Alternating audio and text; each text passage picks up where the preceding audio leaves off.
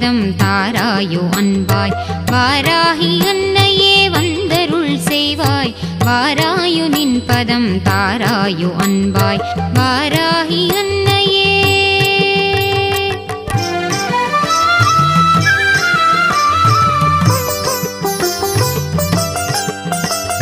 யாராகினும் உந்தன் திருநாமம் மகிமையை பாராயணம் செய்ய பரிவோடு மனமிறங்கி யாராகினும் உந்தன் திருநாமம் மகிமையை பாராயணம் செய்ய பரிவோடு மனமிறங்கி பாராயணம் செய்ய பரிவோடு மனமிறங்கி வாராகி அன்னையே வந்தருள் செய்வாய் வாராகி அன்னையே.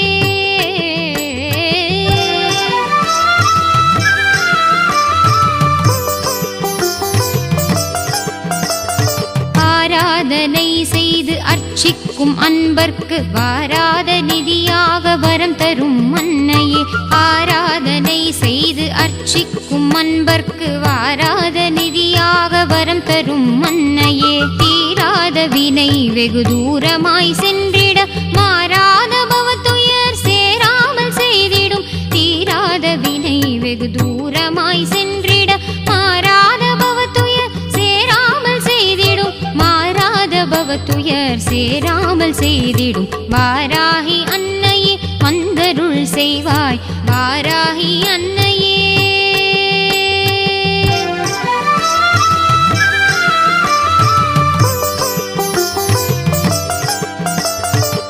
பதம் பணிந்திடும் பக்தரை காத்திடும் இன்னன்னையே உந்தன் மலரடி சரணம் உன் பதம் பணிந்திடும் பக்தரை காத்திடும் இன்னன்னையே உந்தன் மலரடி சரணம். அன்புடன் வேண்டினேன் எம் குறை தீர்ப்பாய் இன்பமும் அளிப்பாய் சிவகுமரி தனக்கே அன்புடன் வேண்டினேன் எம் குறை தீர்ப்பாய் இன்பமும் அளிப்பாய் சிவகுமரி தனக்கே இன்பமும் அளிப்பாய் சிவகுமரி தனக்கே வாராகி அன்னையே வந்தருள் செய்வாய் வாராயு நின் பதம் தாராயு அன்பாய் வாராகி அன்னையே வந்தருள் செய்வாய் வாராயு நின் பதம் தாராயு அன்பாய் வாராகி அன்னையே.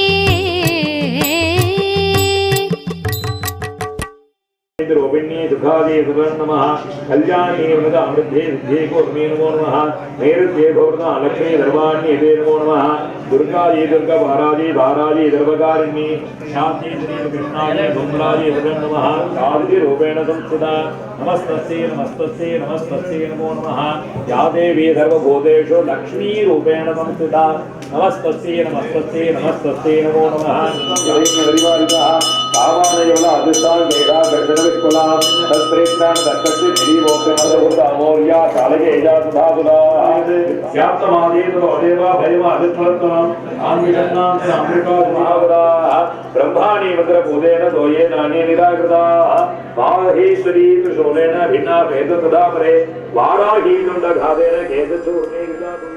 ॐ ऐं ह्रीं श्रीं ऐं ग्लौं ऐं नमो भगवती वार्तालि वार्तालि वाराहि वाराहि वराहमुखि वराहमुखि अन्ते अन्धिनि नमः रुन्धे रुन्धिनि नमः झम्बे झम्बिनि नमः मोहे मोहिनि नमः स्तम्भे स्तम्भिनि नमः सर्वदुष्टप्रदुष्टानां सर्वेषां सर्ववाक्सिद्धसक्षुर्मुखगदिजिह्वास्तम्भनं कुरु कुरु शीघ्रं वश्यम् ऐं ह्लौं टहडहडहडहुम् अस्त्राय पठ.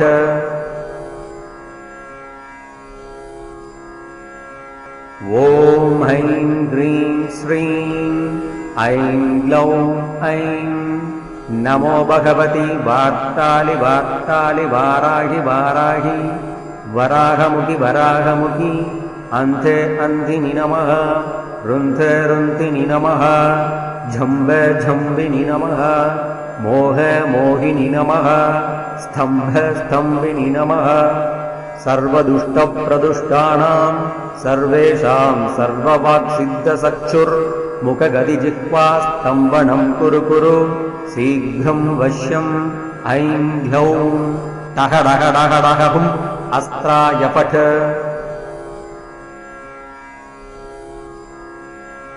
ॐ ऐं ह्रीं श्रीं ऐं ग्लौं ऐं नमो भगवति वार्तालि वार्तालि वाराहि वाराहि वराहमुखि वराहमुखि अन्ते अन्धिनि नमः। रुन्धे रुन्धिनि नमः। झम्बे झम्बिनि नमः। मोहे मोहिनि नमः। स्तम्भे स्तम्भिनि नमः। सर्वदुष्टप्रदुष्टानां सर्वेषां सर्ववाक्सिद्धचक्षुर्मुखगतिजिह्वा स्तम्भनं कुरु कुरु शीघ्रं वश्यम्।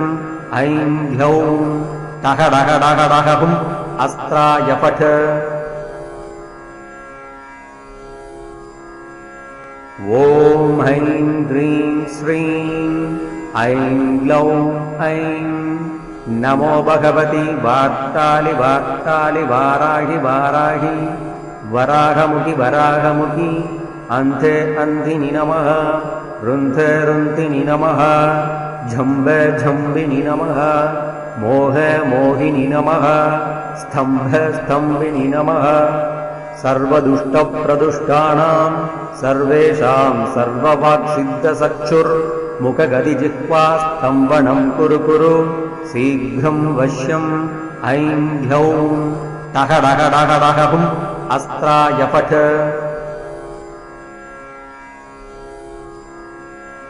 ॐ ऐं ह्रीं श्रीं ऐं ग्लौं ऐं नमो भगवति वार्तालि वार्तालि वाराहि वाराहि वराहमुखि वराहमुखि अन्ते अन्धिनि नमः।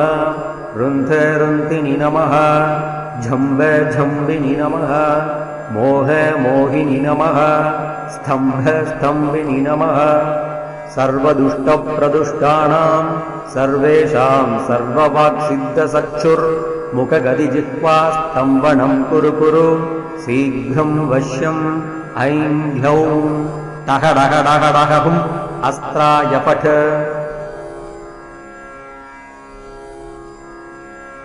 ॐ ऐं ह्रीं श्रीं ऐं ग्लौं ऐं नमो भगवति वार्तालि वार्तालि वाराहि वाराहि वराहमुखि वराहमुखि अन्ते अन्धिनि नमः। रुन्धे रुन्धिनि नमः। झम्बे झम्बिनि नमः। मोहे मोहिनि नमः। स्तम्भे स्तम्भिनि नमः। सर्वदुष्टप्रदुष्टानां सर्वेषां सर्ववाक्सिद्धचक्षुर्मुखगतिजिह्वा स्तम्भनं कुरु कुरु शीघ्रं वश्यम्। ऐं ह्लौं टः डः डः डः हुम् अस्त्राय पठ।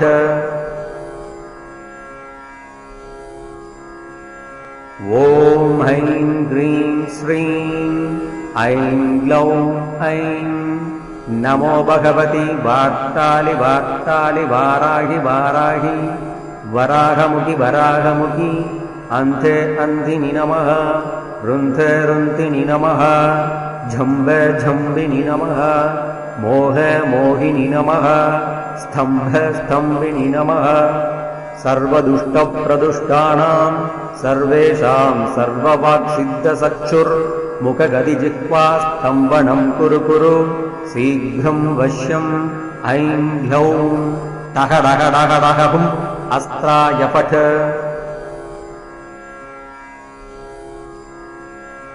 ॐ ऐं ह्रीं श्रीं ऐं ग्लौं ऐं नमो भगवति वार्तालि वार्तालि वाराहि वाराहि वराहमुखि वराहमुखि अन्ते अन्धिनि नमः।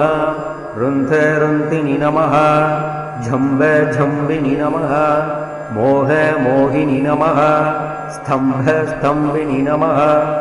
सर्वदुष्टप्रदुष्टानां सर्वेषां सर्ववाक्सिद्धचक्षुर्मुखगतिजिह्वा स्तम्भनं कुरु कुरु शीघ्रं वश्यम्।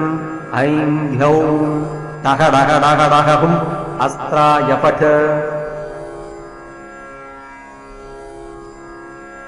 ॐ ऐं ह्रीं श्रीं ऐं ग्लौं ऐं नमो भगवति वार्तालि वार्तालि वाराहि वाराहि वराहमुखि वराहमुखि अन्ते अन्धिनि नमः रुन्धे रुन्धिनि नमः झम्बे झम्बिनि नमः मोहे मोहिनि नमः स्तम्भे स्तम्भिनि नमः सर्वदुष्टप्रदुष्टानां सर्वेषां सर्ववाक्सिद्धचक्षुर्मुखगदिजिह्वास्तम्भनं कुरु कुरु शीघ्रं वश्यम् ऐं ह्यौं टहडहडहडहुम् अस्त्राय पठ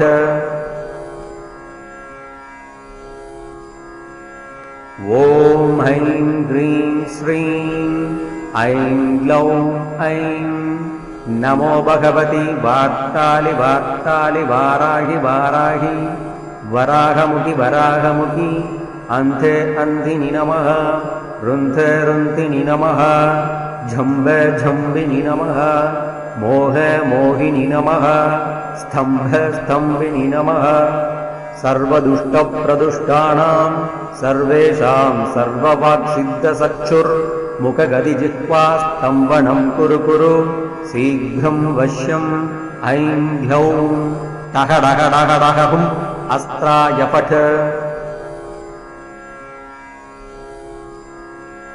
ॐ ऐं ह्रीं श्रीं ऐं ग्लौं ऐं नमो भगवति वार्तालि वार्तालि वाराहि वाराहि वराहमुखि वराहमुखि अन्ते अन्धिनि नमः रुन्धे रुन्धिनि नमः झम्बे झम्बिनि नमः मोहे मोहिनि नमः स्तम्भे स्तम्भिनि नमः सर्वदुष्टप्रदुष्टानां सर्वेषां सर्ववाक्सिद्धचक्षुर्मुखगदिजिह्वास्तम्भनं कुरु कुरु शीघ्रं वश्यम् ऐं ह्यौं टहडहडहडहुम् अस्त्राय पठ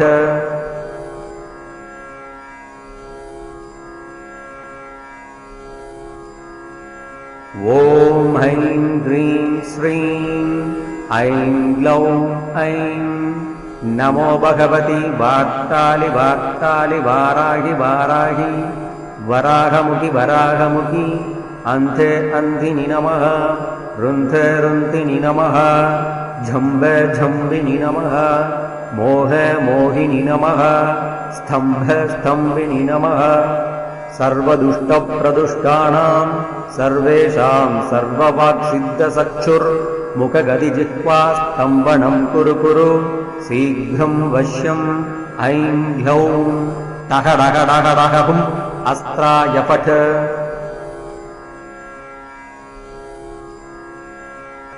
ॐ ऐं ह्रीं श्रीं ऐं ग्लौं ऐं नमो भगवति वार्तालि वार्तालि वाराहि वाराहि वराहमुखि वराहमुखि अन्ते अन्धिनि नमः रुन्धे रुन्धिनि नमः झम्बे झम्बिनि नमः मोहे मोहिनि नमः स्तम्भे स्तम्भिनि नमः सर्वदुष्टप्रदुष्टानां सर्वेषां सर्ववाक्सिद्धचक्षुर्मुखगदिजिह्वास्तम्भनं कुरु कुरु शीघ्रं वश्यम् ऐं ह्यौं टहडहडहडहुम् अस्त्राय पठ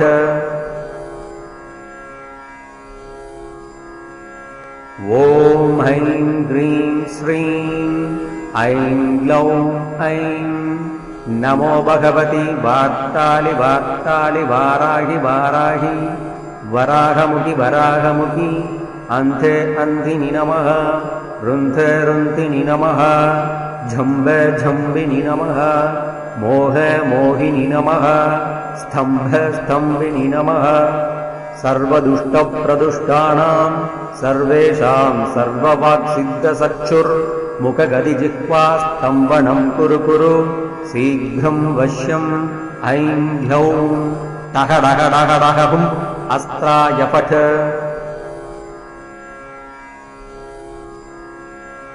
ॐ ऐं ह्रीं श्रीं ऐं ग्लौं ऐं नमो भगवति वार्तालि वार्तालि वाराहि वाराहि वराहमुखि वराहमुखि अन्ते अन्धिनि नमः रुन्धे रुन्धिनि नमः झम्ब झम्बिनि नमः मोह मोहिनि नमः स्तम्भ स्तम्भिनि नमः सर्वदुष्टप्रदुष्टानां सर्वेषां सर्ववाक्सिद्धचक्षुर्मुखगदिजिह्वा स्तम्भनं कुरु कुरु शीघ्रं वश्यम् ऐं ह्लौं टः डः डः डः हुम् अस्त्राय पठ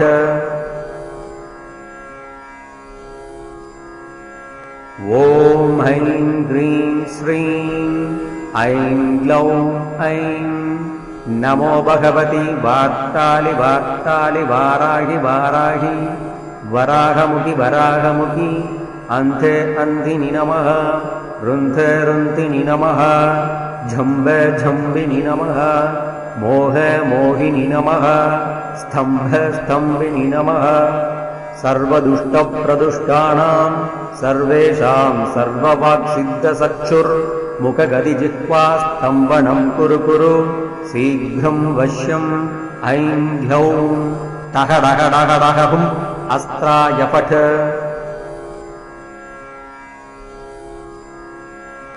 ॐ ऐं ह्रीं श्रीं ऐं ग्लौं ऐं नमो भगवति वार्तालि वार्तालि वाराहि वाराहि वराहमुखि वराहमुखि अन्ते अन्धिनि नमः रुन्धे रुन्धिनि नमः झम्ब झम्बिनि नमः मोह मोहिनि नमः स्तम्भ स्तम्भिनि नमः सर्वदुष्टप्रदुष्टानां सर्वेषां सर्ववाक्सिद्धचक्षुर्मुखगदिजिह्वा स्तम्भनं कुरु कुरु शीघ्रं वश्यम् ऐं ह्लौं टः डः डः डः हुम् अस्त्राय पठ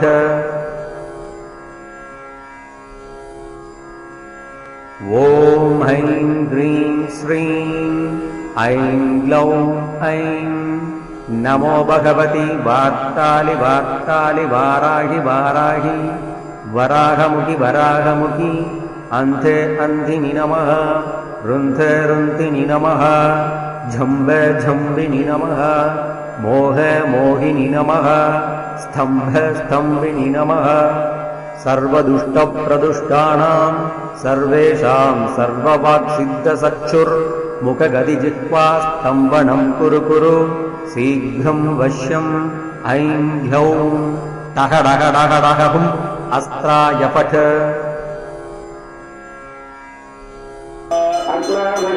ॐ ऐं ह्रीं श्रीं ऐं ग्लौं ऐं नमो भगवति वार्तालि वार्तालि वाराहि वाराहि वराहमुखि वराहमुखि अन्ते अन्धिनि नमः रुन्धे रुन्धिनि नमः झम्ब झम्बिनि नमः मोह मोहिनि नमः स्तम्भ स्तम्भिनि नमः सर्वदुष्टप्रदुष्टानां सर्वेषां सर्ववाक्सिद्धचक्षुर्मुखगदिजिह्वा स्तम्भनं कुरु कुरु शीघ्रं वश्यम् ऐं ह्लौं टः डः डः डः हुम् अस्त्राय पठ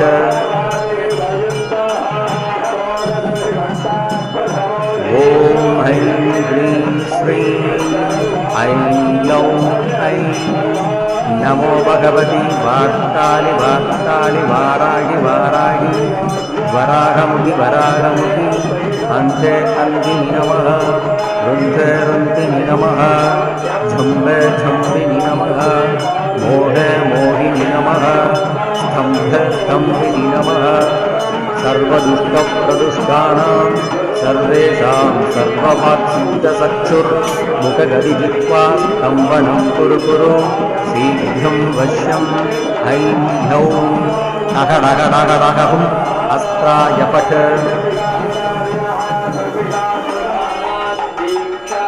ॐ ऐं ह्रीं श्रीं ऐं ग्लौं ऐं नमो भगवति वार्तालि वार्तालि वाराहि वाराहि वराहमुखि वराहमुखि अन्ते अन्धिनि नमः रुन्धे रुन्धिनि नमः झम्ब झम्बिनि नमः मोह मोहिनि नमः स्तम्भ स्तम्भिनि नमः सर्वदुष्टप्रदुष्टानां सर्वेषां सर्ववाक्सिद्धसक्षुर्मुखगदिजिह्वास्तम्भनं कुरु कुरु शीघ्रं वश्यम् ऐं ह्यौं ठगडगडगडगहुम् अस्त्राय पठ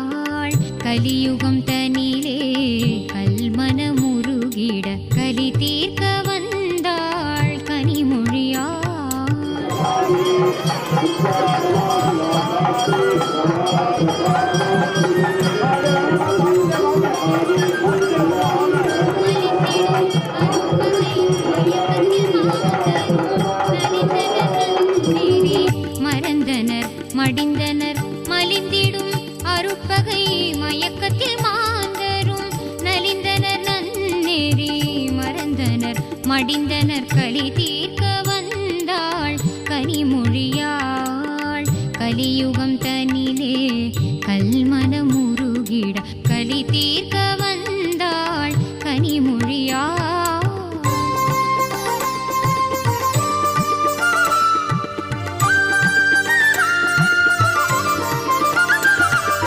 குறை நீக்கி குணமாக்கி குவலயம் வாழ்ந்திட மறை போற்றும் அன்னை மகவாயுதித்தாள். குறை நீக்கி குணமாக்கி உவலயம் வாழ்ந்திட மறை போற்றும் அன்னை மகவாயுதித்தாள்.